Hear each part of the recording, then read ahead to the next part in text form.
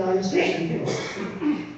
My house shall be called a house of prayer for all nations, but you have turned it into a den of thieves. Pagkatapos ng araw yun, markado na si Jesus. Sinabi ng punong pare, it is expedient for one man to die than for a whole nation to perish. Magsakripisyo na lang tayo ng isa, alang-alang sa marami. Aba, nagpakapari siya. Kasi yun ang alam niya, ang pare, taga-sakripisyo. Kaya sinasakripisyo niya si Jesus para sa marami.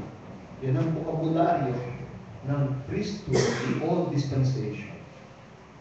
And so you see how the sacrifice in the temple degenerated into a bribe. But let me ask you the question, can you bribe God?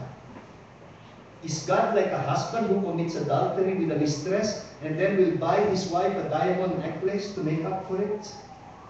Ganyan ba ang alay? In that context of infidelity, the sacrifice becomes totally meaningless.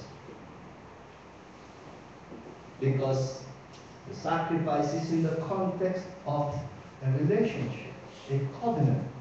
It is the covenant. This covenant goes with a commitment. Kaya mas gusto kong tawagin 10 commitments rather than 10 commandments. Mas gusto kong tawagin 10 kasunduan kaysa 10 kautusan. Hindi naman pinag-uutos ng Diyos. Niyayaya niya tayo sa isang relasyon. At kapag tumango tayo, pagkasundo tayo. And so, paano naging pari si Kristo? How does Christ become priest? Not by offering a lamb, but by becoming himself the lamb. This is the uniqueness of the priesthood of the new dispensation.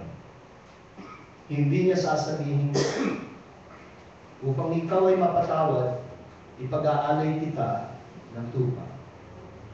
Hindi yun ang bokabularyo ni Kristo. Hindi niya sasabihin, ipag-aalay kita ng kordero kakatayin ko para sa iyo. Hindi niya sasabihin niya, ako ang kordero. Iaalay ko ang buhay ko para sa iyo. Yun ang pagkapari ni Kristo. Hindi nahiwalay ang pari sa alay.